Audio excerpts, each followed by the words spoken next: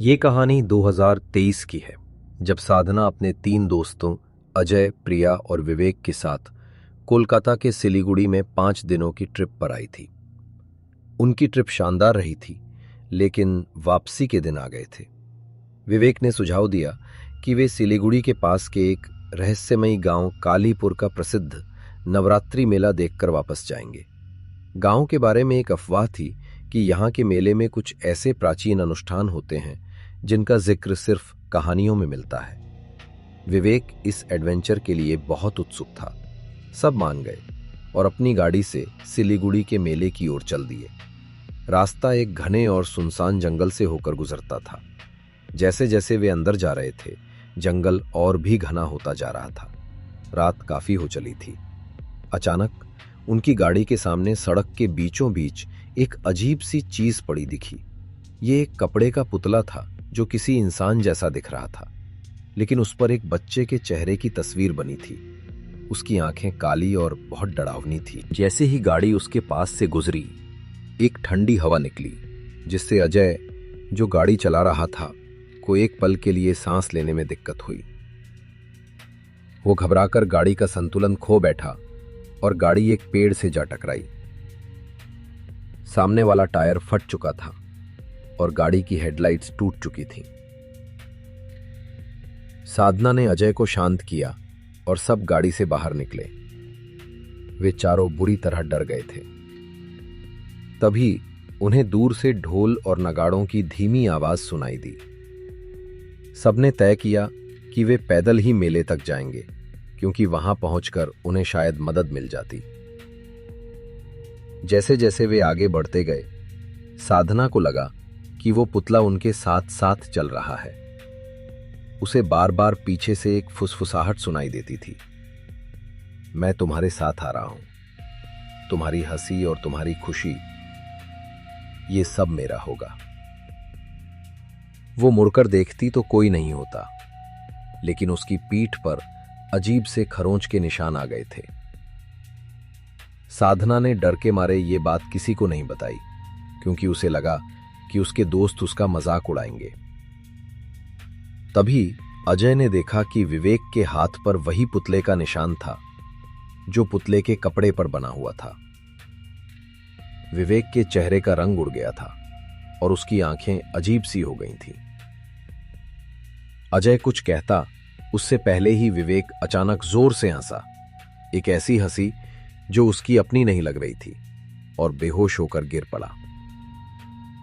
जब वे उसे उठाने लगे तो दूर से उन्हें एक साया भागता हुआ उनकी ओर आता दिखा।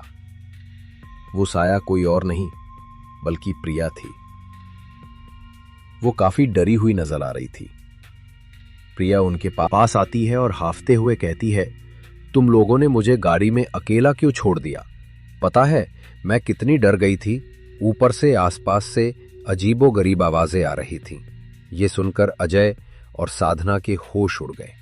उन्होंने पलटकर देखा तो जो प्रिया उनके साथ चल रहा थी वो गायब हो चुकी थी, और विवेक भी बेहोश पड़ा था। सभी लोग काफी डर गए थे। सभी ने विवेक को होश में लाने की कोशिश की और कुछ ही देर में विवेक होश में आ गया। होश में आते ही उसने सामने की तरफ इशारा किया। डर से विवेक की होंठ कांप रहे थे। वो पसीने से भीग गया था। उसकी आंखें डर से फैल गई थीं। सभी ने देखा, जंगल के पेड़ों के बीच से एक भयानक औरत नीचे उतर रही थी। उसने काले रंग की साड़ी पहन रखी थी। उसका चेहरा जला हुआ था और उसके हाथ इतने लंबे थे कि वो जमीन तक पहुंच रहे थे। उसके हाथों में एक शापित पुतला था, जिसके काली भयानक आंखें उनकी तरफ घूर रहे थे। वो मुस्कुरा रही थी, एक ऐसी मुस्कान जो दिलों में डर भर दे। उसकी आंखों में बदला लेने की आग थी। वो सीधे प्रिया की तरफ बढ़ी। प्रिया डर के मारे जमीन पर जम से जम सी गई। तभी उस औरत ने अपने हाथ में पकड़ी हुई शापित पुतले की दोनों आंखें अपनी उंगलियों में पकड़कर प्रिया के माथे पर लगा दी। अगले ही पल प्रिया जमीन पर गिर पड़ी और उसके शरीर से एक भयानक काली छाया बाहर निकली और उस औरत के शरीर में समा गई। जैसे ही छाया समाई, उस औरत ने अपने जले हुए चेहरे पर एक सुकून भरी मुस्कान बिखेरी। फिर वो अचानक आसमान में गायब हो गई, जैसे कुछ हुआ ही नहीं था। अजय और साधना ने डरे हुए विवेक को उठाया और भागते हुए मेले में पहुंचे, जहां वे रात भर रुके। मेले में उन्हें एक बूढ़ा बाबा मिला, जिसने उनके माथे पर भभूत लगाई और उन्हें बताया, तुम लोगों ने एक भूखी आत्मा के रास्ते में रुकावट डाली थी। वो पुतला एक बच्चे की आत्मा का है, जिसे सालों पहले यहां मार दिया गया था। अब वो आत्मा हर साल नवरात्रि में एक नए शरीर की तलाश में निकलती है। आज वो उस औरत के शरीर में थी, लेकिन अब उसने तुम्हारे दोस्त को अपना नया घर बना लिया है। अगले दिन वे तुरंत अंडमान के लिए रवाना हो गए। रास्ते में विवेक का व्यवहार अजीब सा हो गया था।